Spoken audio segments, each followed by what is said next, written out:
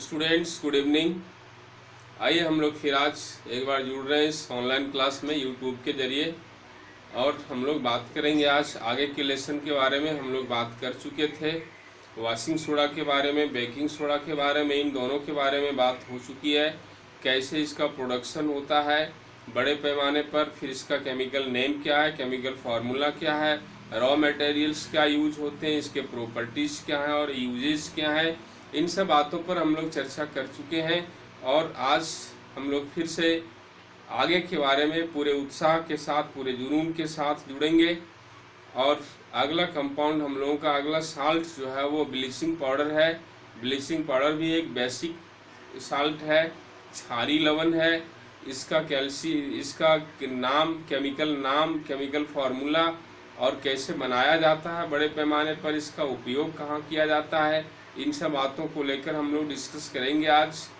तो सबसे पहले ये बात सबको क्लियर हो जाना चाहिए कि ब्लीचिंग पाउडर का केमिकल नाम calcium oxy chloride and chemical formula CaOCl2।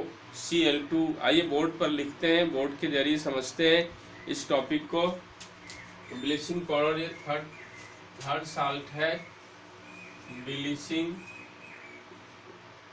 Powder, इसका केमिकल नाम, केमिकल नेम और केमिकल फार्मूला। केमिकल नाम कैल्शियम ऑक्सीक्लोराइड,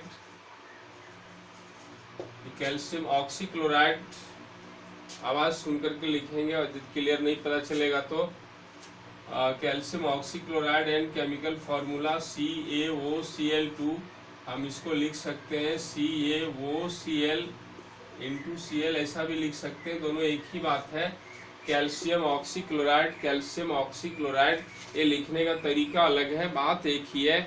और ये कैल्शियम ऑक्सीक्लोराइड नाम है, तो ये नाम और फार्मूला हुआ। कैसे बड़े पैमाने पर बनाया जाता है, क्योंकि कैल्शियम ऑक्सीक्लोराइड ब्लीचिंग पाउडर जो है, इसका नाम जो ब्लीचिंग पाउडर पड़ा, क्योंकि जाहिर है कि ब्लीच करने के काम में आता होगा।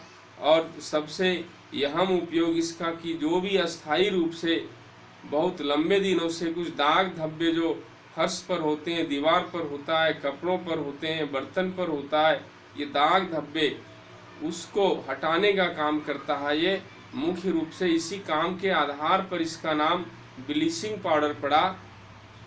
ब्लीचिंग पाउडर दाग धब्बों को रंजित मतलब रंग, दाग धब्बे को रंजित कहा जाता है, उसको विरंजित करता है, मतलब उसको हटाता है। तो इसके आधार पर नाम ब्लीचिंग पड़ा, क्योंकि ब्लीच करता है। ब्लीच करने का अर्थ भी वही होता है कि दाग धब्बों को हटाना। आप सैलून जाते हैं तो कहते हैं, पार्लर जाते हैं तो कहते हैं चलो आज ब्लीच कर दो। ब्लीच कर दो यानी फेस पर जो दाग धब्बे हैं उसको हटा दो, उसके लिए वो कुछ करता है।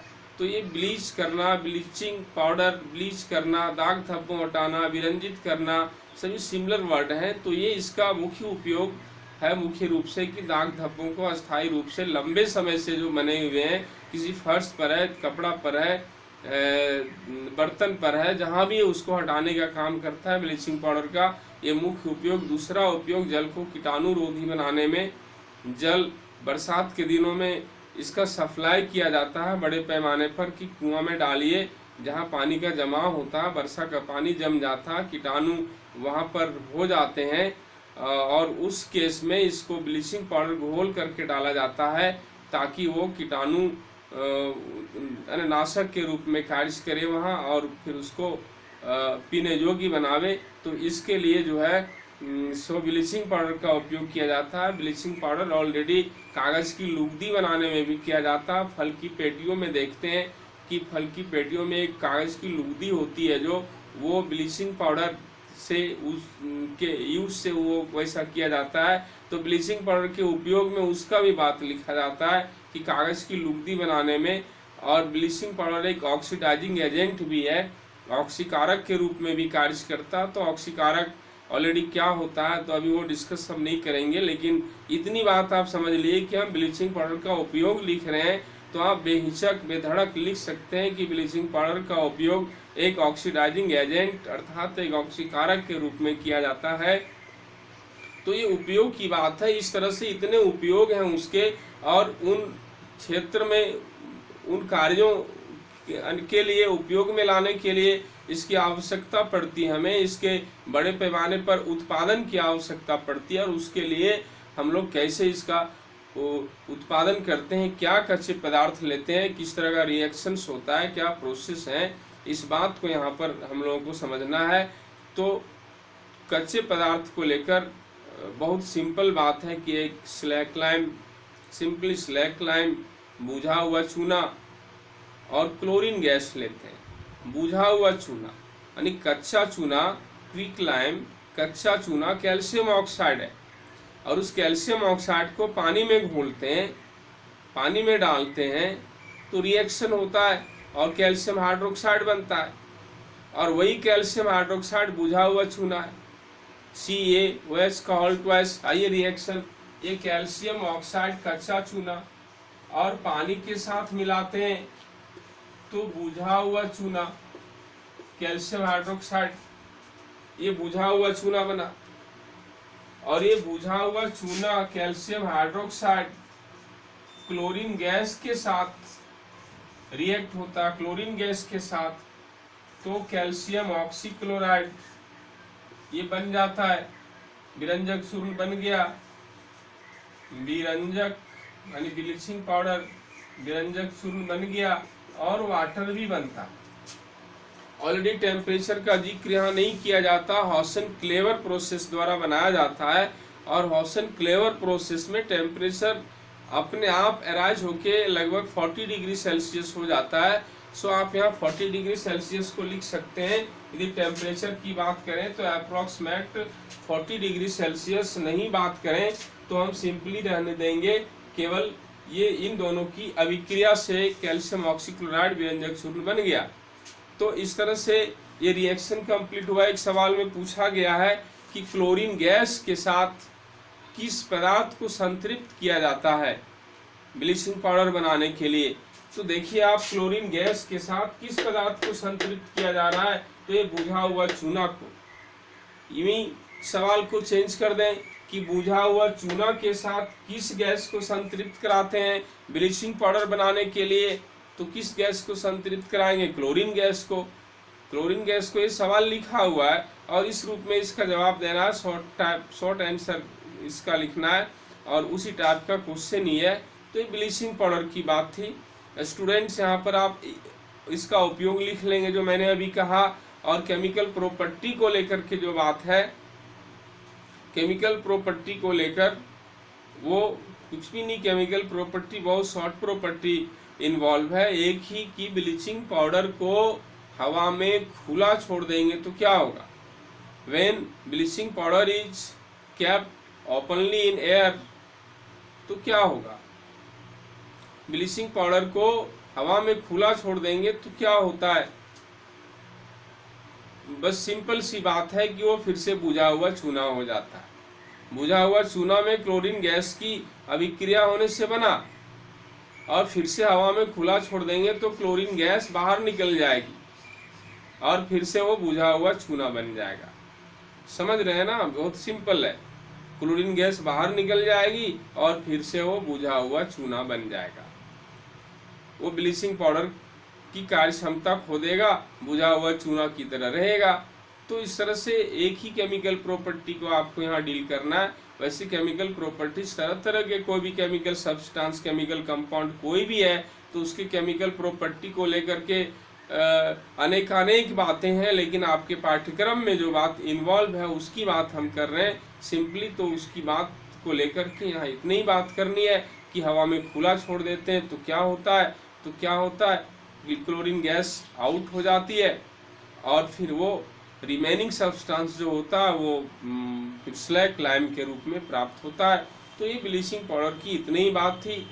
अब हम लोग पेरिस प्लास्टर की बात आगे करेंगे कि पेरिस प्लास्टर भी एक क्षारीय लवण है, वो भी calcium sulphate, hemihydrate, calcium sulphate, semihydrate, calcium sulphate, अर्धहाइड्रेट, CaSO4 into half H2O, CaSO4 into half H2O। ये केमिकल फार्मूला, केमिकल नाम कैल्शियम सल्फेट अर्ध hydrate, calcium sulphate semi hydrate is the chemical name of Paris plaster and chemical formula CaSO4 into half H2O। हम यहाँ पर लिखते हैं, देखिए CaSO4 into half H2O। ये कैल्शियम सल्फेट अर्ध हाइड्रेट, अर्ध को सेमी हेमी कह सकते हैं, सेमी हाइड्रेट हेमी हाइड्रेट, ये फॉर्मूला है। ये फॉर्मूला उसका जिप्सम से मिलता है। कच्चा पदार्थ क्या? जिप्सम, जिप्सम से प्राप्त किया जाता है। जिप्सम भी एक लवण है। Calcium sulphate dihydrate, calcium sulphate dihydrate 2H2O, half H2O की जगह 2H2O जब कहेंगे लिखेंगे तो डाइहाइड्रेट कहेंगे। That is a formula of gypsum. और जिप्सम से ही पेरिस प्लास्टर बनाते हैं। Only one raw material gypsum which is used to manufacturing Paris plaster. और वहाँ पर एक सावधानियाँ जो होती हैं, टेम्परेचर को लेकर सावधानी होती है, केमिकल रिएक्शन, और फिर और जो बात है पेरिस प्लास्टर को लेकर आगे हम बात करेंगे आगे के लेसन में। आज बात यहीं तक रखते हैं। इन्हीं बातों पर आपको अमल करना है, आपको दिमाग चलाना है, आपको प्रिपेयर होना है। एक बात और यहाँ पर कि जितने सारे लोग देख रहे हैं इसको, वो सभी केवल देख रहे हैं, अमल नहीं कर रहे हैं सही। उस पर ध्यान देना सभी को, क्योंकि साइंस का टॉपिक है, साइंस का क्लास है। स्टूडेंट्स आप 10th लेवल के हो, 9th से 10th गए हो, उतना मैच्योर्ड नहीं हो, तो जाहिर सी बात है कि आपको ध्यान देना पड़ेगा, बार बार देखना पड़ेगा। लेकिन ऐसा नहीं कर रहे हैं, केवल एक फॉर्मेलिटी को फुलफिल कर रहे हैं, तो ये बात नहीं होनी चाहिए। आपको सीरियसली स्टडी करना है।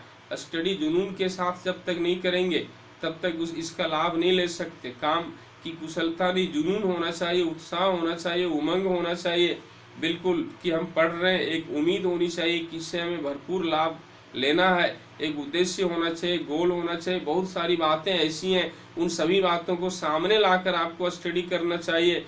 तब आप स्टडी के साथ इंटरनली और नियरली जुड़ पाएंगे, तब उसका आपको लाभ मिलेगा। और उसके लिए आपको एक बार नहीं हो सकता, कई बार देखना पड़े, समझना पड़े, क्योंकि आप उतना मैच्योर्ड अभी नहीं हो। आप 10th में शुरू में कदम रखे हो, तो इस हिसाब से आपको स्टडी करना है। आगे इंस्ट्रक्शन पर भी ध्यान देंगे। और चलिए हम अब आगे कोशिश करेंगे कि आपके लिए एक हम मोटिवेशनल वीडियो बनाएंगे, जो आपके अंदर जो कहीं भी शिथिलता है, किसी भी तरह की जो सोच में जो आप चाहते हैं कर नहीं पाते ऑलरेडी, तो इस संबंध में हम पहले कुछ कहे हैं, लेकिन फिर भी हम स्पेशली आपको कहेंगे कुछ, ताकि आपके अंदर थोड़ा सा उत्साह, उमंग और ऊर्जा आ जाए, काम के प्रति ज़्यादा अलर्ट आप हो जाएं।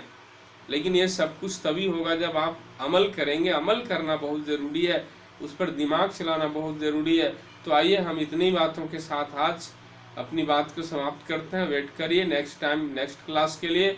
धन्यवाद।